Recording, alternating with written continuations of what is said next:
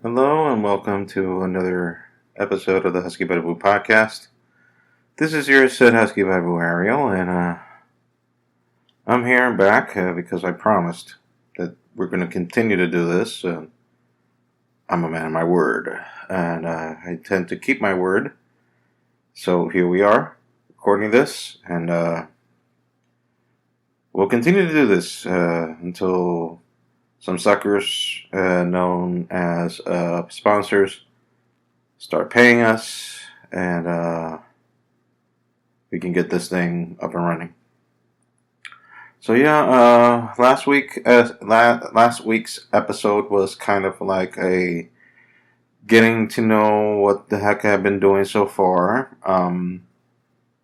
I was very vague, purposely so, in terms of what I'm doing, my job description right now.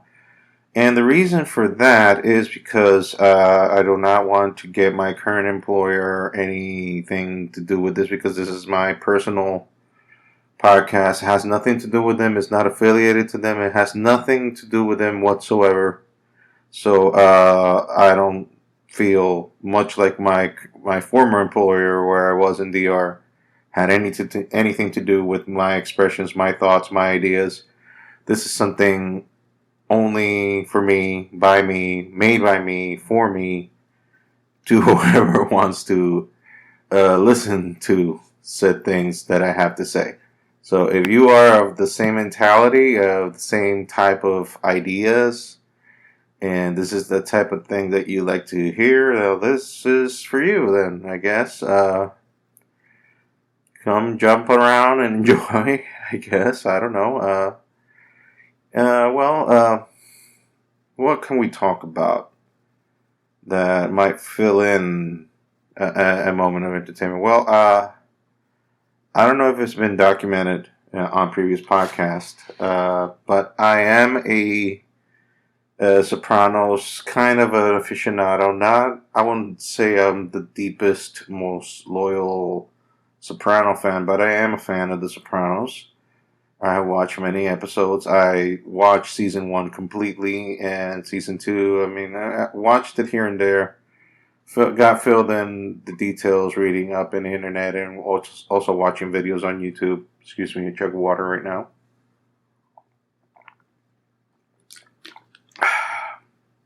Anyway, so speaking of The Sopranos, I saw a few days ago the Many Saints of Newark, which is a prequel, and it's mostly, well, it is talking about the story of Dickie Moltisanti. Is a character that has been often referred, talked about through the series of The Sopranos, but rarely saw any flashbacks. We didn't see any flashbacks. You only saw a picture in Christopher's house. And I intend to talk about a bit about the Many Saints of Newark. Spoilers galore if you haven't seen the movie and want to avoid knowing any spoilers. Sorry. I'm not going to be one of those spoiler-free guys.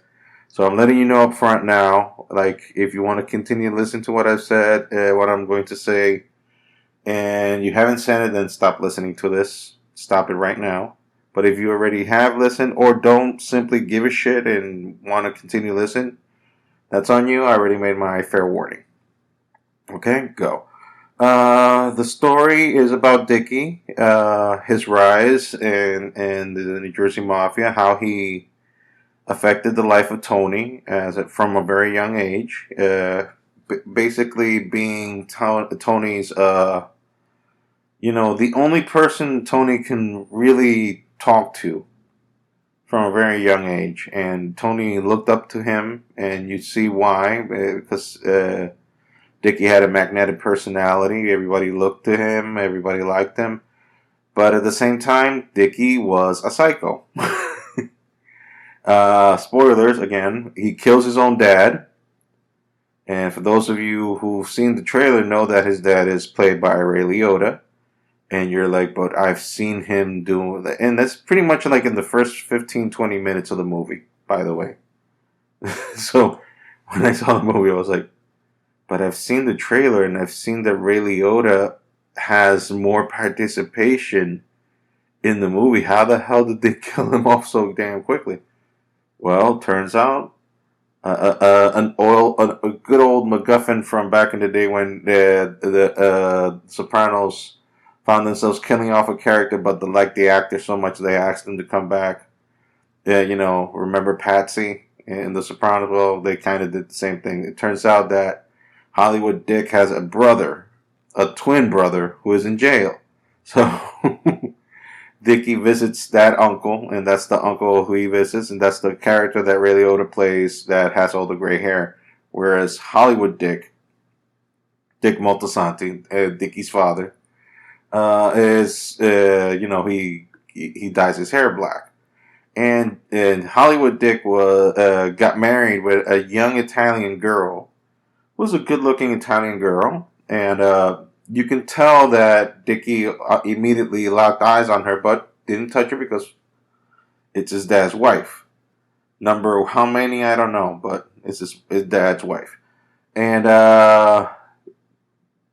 things got turned to the worst because the dad started beating the crap out of the wife, the new wife. And she was crying, and she kind of told Dickie what's going on, and she even gave him an unsolicited kiss, to which Dickie pushed her. It was like, "What are you doing? My father lives here. My wife might see us."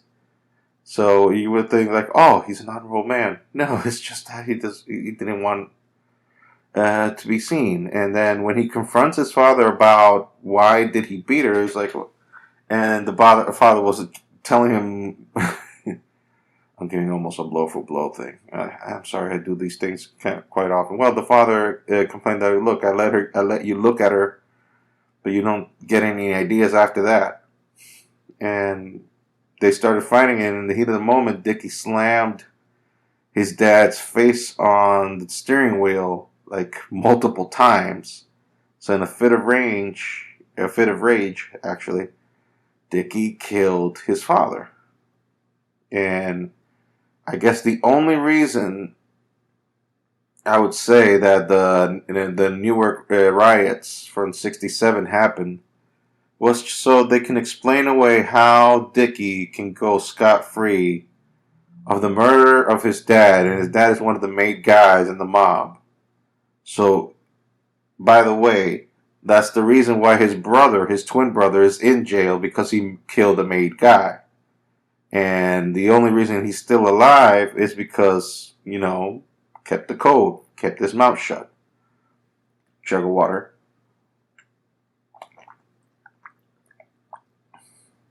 So basically, Dickie commits the same crime his uncle did, but to his own dad.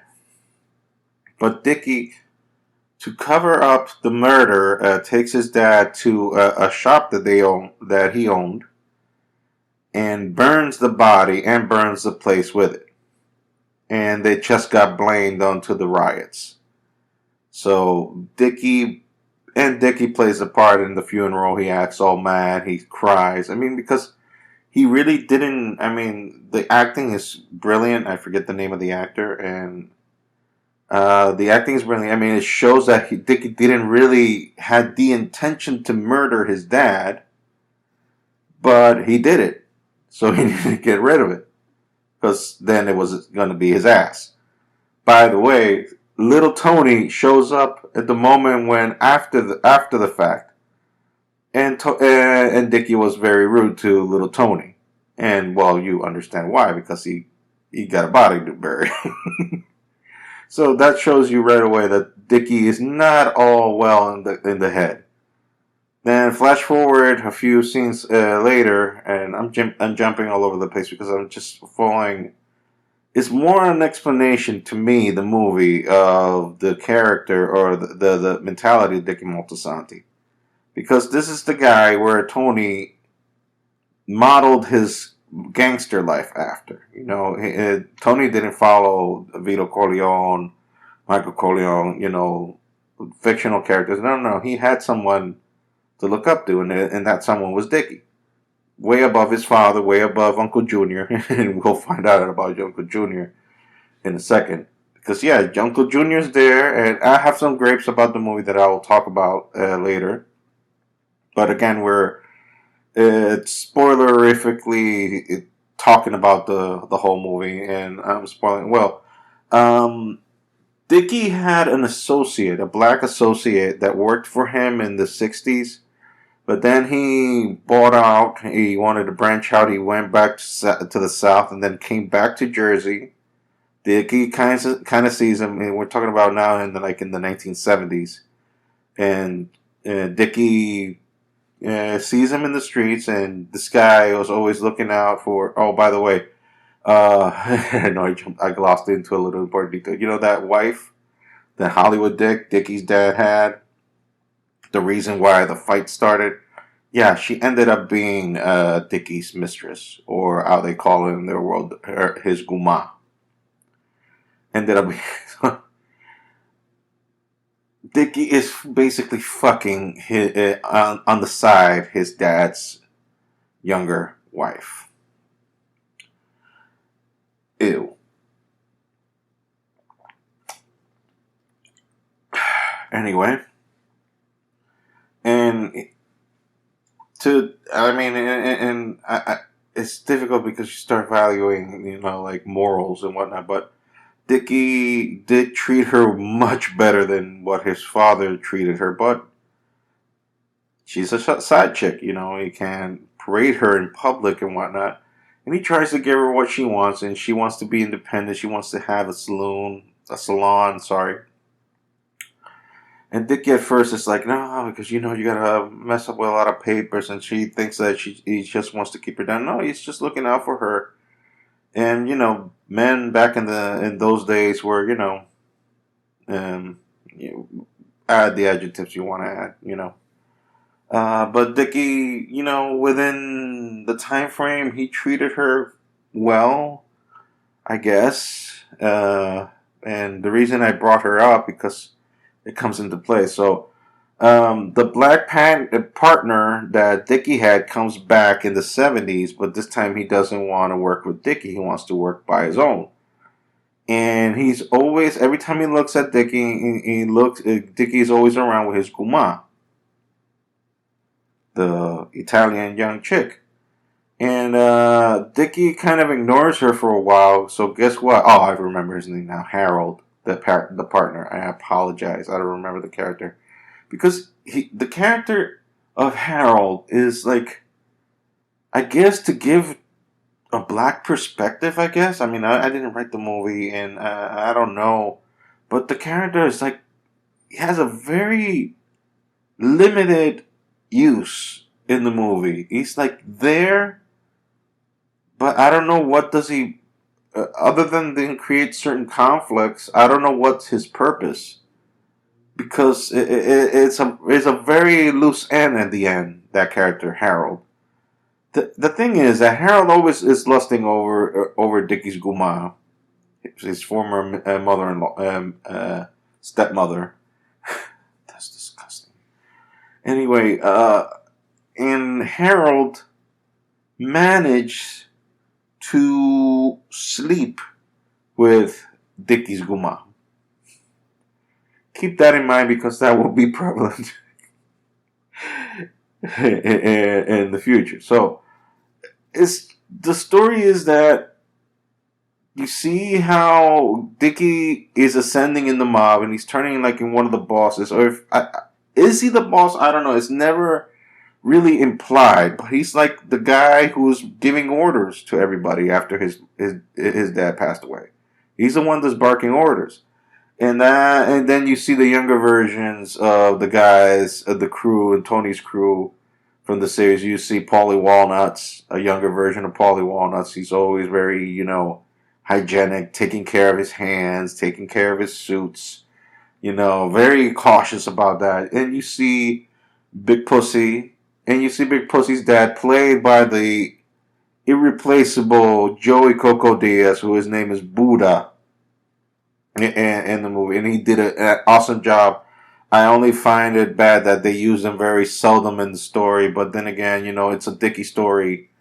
You mostly want to be focusing on Dickie, Then you go into The Sopranos, the two elder Sopranos, Johnny Boy and Junior. They show what happened to Johnny Boy, which was referenced in the series, that Johnny Boy had to go to jail because they put a gun charge on him. So he went to jail for like 4 or 5 years, I guess. So Junior was supposed to take care of everything, and Johnny Boy was disappointed that in his neighborhood, because, and I apologize for all I'm going to say, because remember, this is the timeline and this is what the characters were, and it's not my personal opinion per se. But Johnny Boy was angry because colored people started living in the neighborhood, and he started getting mad at Junior because he allowed it. And then he started talking about how Dickie's taking care of everything and putting Dickie over the moon. And you can tell on Junior's face that this is not going well with him.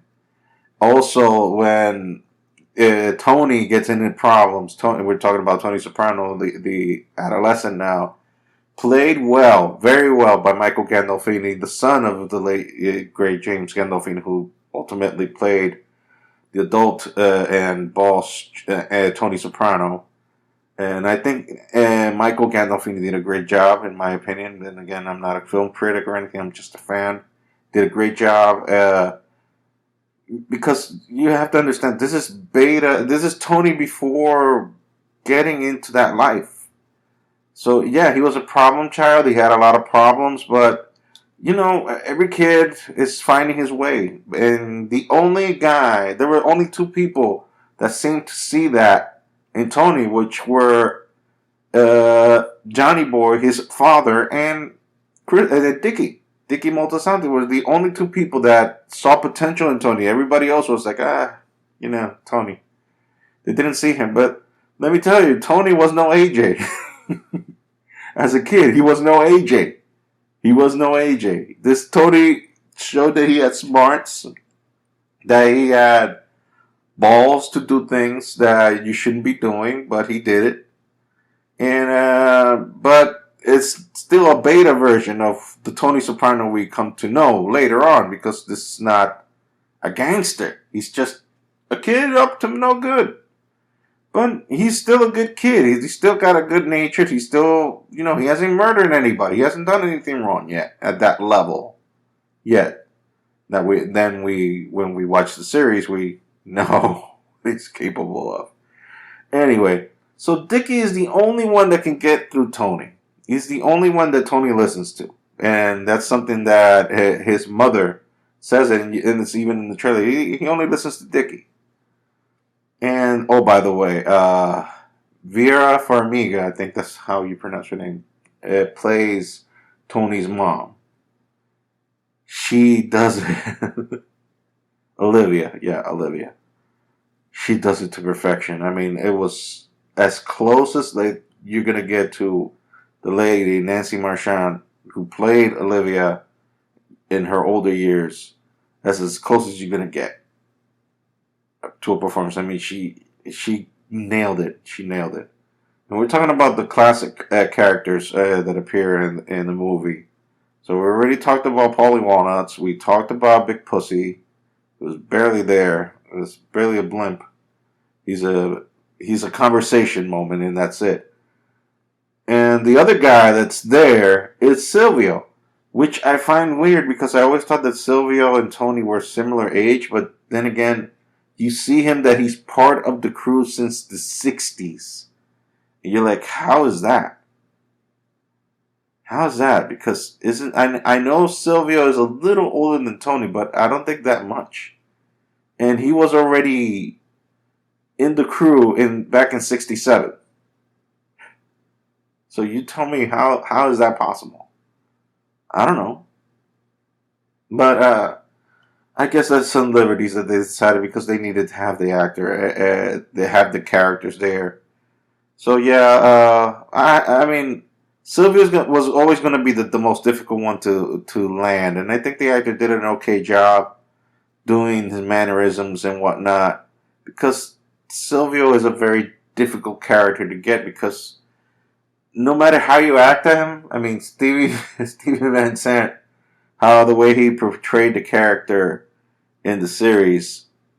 I mean, after that, after you see that performance, what he gives into the character, and for 6 seasons or 8 seasons, I don't know how many seasons. Yeah, 6 seasons. How do you do something like that that doesn't look like a parody? It's very difficult, in my opinion. So I give him a pass because of that. Because everything that any other actor that pulls out that character would look like a parody. And sometimes it does look kind of like a parody, but I don't mean that as a disrespect because, you know, again, that's a very difficult part, sorry, very difficult character to land or to nail, per se. So, yeah, that end. Um, let's see.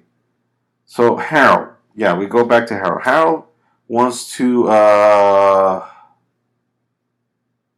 feels like he wasn't respected because yeah, I mean the only guy who talked to him in the entire crew of the Italian side was Dickie, and Dickie just did business with him. But I don't think Dickie was necessarily woke. It's just that he saw that Harold was a good hand and used him for his businesses, and that's it. And he talked good enough to Harold, I guess, but Harold had some grudges against Dickie, and I guess he decided to one way to get at him was to sleep with Dickie's Guma, his former stepmom. And well, the reason I mentioned this is because then Dickie decides to take the said Guma to, I guess was Atlantic City. I guess I'm guessing it's Atlantic City, and because he gave her a gift, which was what the salon that she wanted,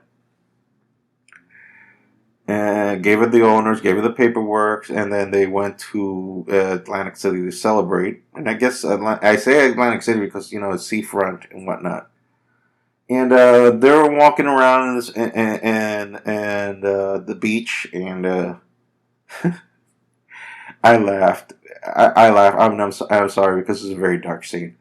But I laughed because the moment she opened her mouth, I knew what was going to happen. I was like, girl. Because he was like Dickie was just confessing his love towards her. Like, I love you so much. We're going to make this work. I know I haven't been there much, but, we're going to make this work. He was being all kinds of sweet. And you could almost tell like he meant it. And then she opened her mouth. And she was like, I don't deserve this. I don't deserve any of this. And like, what were you talking about? Why you don't think that you deserve that? And I can't have this. What do you mean you can't have this? I just gave this to you. What's wrong? What's the matter? And she's like, I did something bad to you. And then she spills the beans and she said, yeah, I fucked Harold. And like when you were educated to the fact that this dude killed his own dad, what the hell you think he was gonna do to her? He fucking drowned her on the fucking beach.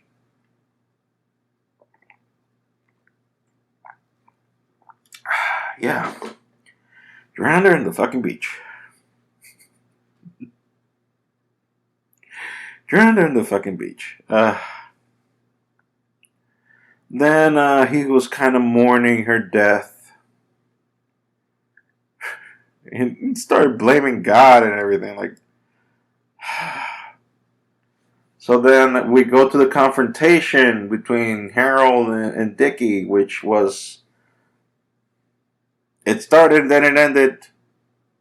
He left, then Tony wants to get closer to Dickie, but Dickie is seeking advice to his uncle, and his uncle is the one that's telling him, that a nephew you have, the best thing you can do for him is get out of his life. Because his uncle has been locked up in jail forever, and he knows that you're killers. We're killers. And if you think that this kid has potential, why do you fuck around? So, oh, by the way, I gotta go back. Because in the scene where I told you that the confrontation between Harold and Dickie. That scene is when Buddha, played by Joey Diaz, gets whacked. His head gets blown off with a shotgun. And the next day after that face off there in the funeral, saying goodbye to Buddha, sorry. And that's the moment where we've plots been certain plots have are planted for assumptions that we made in the future. One of them is that Olivia, Tony's mom, has medical issues because, well, if you've seen the series, you know that she's not all that well in the head. She's a psychopath. And the doctor back in the 70s was trying to recommend her a certain medical medicine to balance out her mood swings. And Tony asked Dickie to get that medicine for his mom so that way she can feel better and probably not be such a bitch. And Dickie was obliging, and this conversation was happening in the middle of the funeral. So, the funeral. And Junior slips outside and falls. Everybody sees it, and Tony runs immediately trying to help his Uncle Junior get up. And the only one that starts laughing is Dickie. And I mentioned this because this is going to be relative to the end of the movie. And you see that this is something that pissed Junior off to no end. And if you've seen the series, you know Junior is a person that holds grudges. And he holds them a long time. He doesn't forget. And to the point that he even tried to have coitus with his guma. And couldn't because his back was out still from the fall. And all he can do was blame Dickie. And even Guma's like, Dickie didn't make you fall. He was just laughing because of what happened. So you could tell that he held a grudge over that thing. And, what happened was that at the end, Dickie was respecting his uncle's wishes to not get away from Tony's life. So he was shutting Tony out of his life. And he was already giving Tony, like, hot appliances. He gave him hot headphones, hot speakers. He was already getting into Tony's life. And but Tony was trying to get, answering back. But now, due to his uncle's advice, Dickie's uncle's advice, sorry. Dickie was trying to marginalize Tony, and it's something that hurt because you see a scene that Tony's knocking at Dickie's door, and Dickie is hearing it, and Dickie is crying because he loves the kid. He loves him. He loves him a lot, but he can't let him in because he doesn't want him to turn into him. So that's the big paradox of the life that. Dickie knows that if he lets him in, he's going to become him. But then, Silvio, at the end, after all of that, and Tony waits for Dickie to open the door on the snow. And then Tony finally leaves. And Silvio is the one that tells Dickie, you shouldn't be treating that kid so harsh. You should probably explain yourself. And Dickie's like, you know what, you're right. Tell him to meet me tomorrow.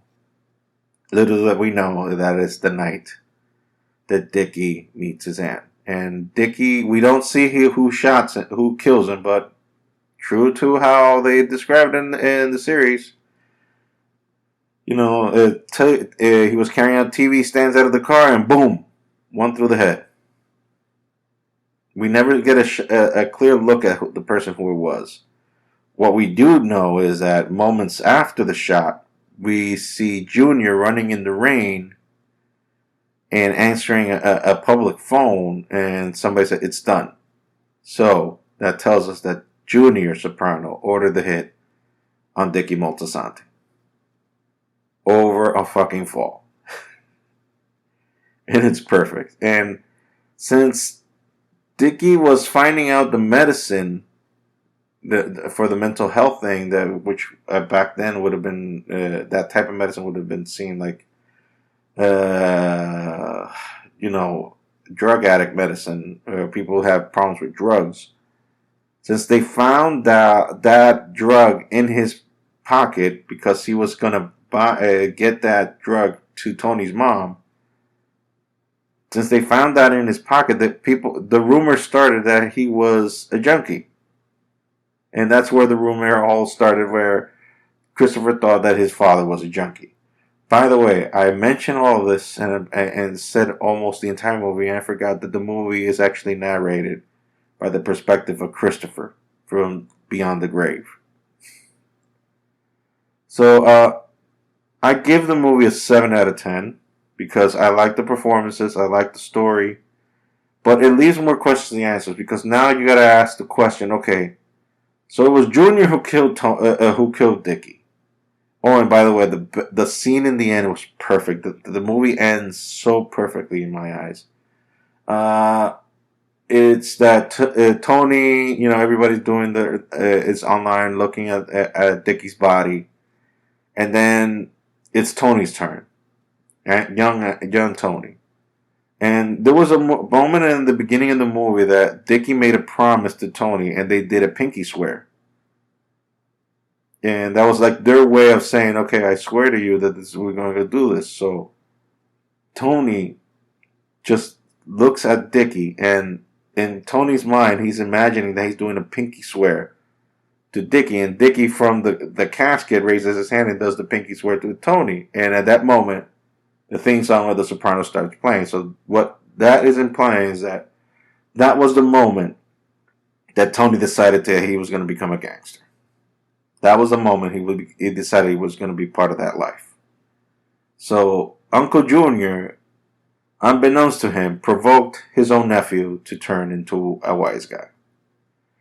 And then all the headaches that occur after that. So Junior indirectly turned Tony Soprano into the mob person he became. And that's the end of the movie. So, like I said, more questions than answers, I think. But I think I've heard that they're probably going to do like a limited series, which I would really like that. And, cram 2 hours of a very long story because, I think that we didn't get to see that much of Dickie. We just got that, like, the general tidbits and ideas of it. I mean, we got the gist of it, I think. And you could say, yeah, I kind of understand. I kind of dig Dickie. And again, there was no problems with the performance. But the thing is that Harold feels like he was just there to fill in, to have something to chase after, or to have an African American perspective. But in terms of the narrative of the movie, he didn't advance it. And also, by the way, his issue didn't get resolved. He was still around. He was alive. And the movie even ends at like an after credit scene. It's just Harold moving merchandise, getting money, saying hello to the people. And that's it. So you're like, okay, what's this about? It stays inconclusive. Like, did Junior did business with Harold and ordered Harold to kill Junior and to kill Dickie? So that means probably that the story that Tony told Christopher about the cop killing the Dickie was bullshit, which probably was. Anyway, I give it 7 out of 10. I take those 3 points because it filled up 2 hours that I think could have been filled up with more information. And not so much concentrate on the whole Harold thing. And because I think that the Harold thing was just added there in order for him to sleep with Dickie's Gumar, just to have Dickie kill her. To give the excuse for Dickie to killing her and showing this dark side. Because, this is the thing with the Soprano world. You got to show they're good guys, that they do nice things. But at the end of the day, they also have this dark side in them that it's just going to fuck up everything in sight. So, yeah, there's my long ass view of the Many Saints of Newark. Incoherent and crazy as it was, I apologize. What else can I talk about? Well, I can talk about how after almost hasn't been that long. Well, here in the States, after almost a 20-year drought, I finally bought two comic books.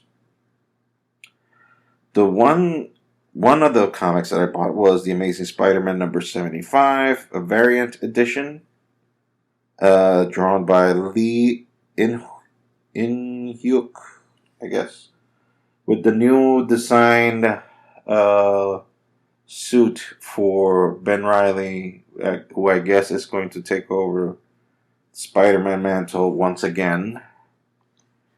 And the second comic I bought was a Batman number 114, which is Peacekeeper X versus Peacekeeper 01. And I've only read the Spider-Man one completely. I haven't read the Batman one. I love the art. I think there's two of the best artists right now in comic books. There's a reason I bought these things. It's because I admire the artists that are here doing it. I mean, who are doing this. Like, man, I don't know what to say. I really don't know. I really don't know. Like, Jorge Jimenez is by far, I think, one of the best, if not the best, comic book artists right now. But he's not end all be all per se. You know what I mean? Because there are a lot of guys out there that are doing excellent job. For example, Patrick Gleason. I loved his work when he did Superman, and I think he also did Robin's Son of Batman in DC. He had a very good runs in DC. But I'm liking his Spider-Man. I did not know that he was going to be such a great artist in Marvel. Yeah, in Marvel. So I think he's doing a great job. And yeah, that's my geeky stuff. I guess we'll end it there on a geeky note. Like letting you know that I'm embracing my geekiness here back, trying to find distractions of me being away from my girls because I miss them, but I get to talk to them every day.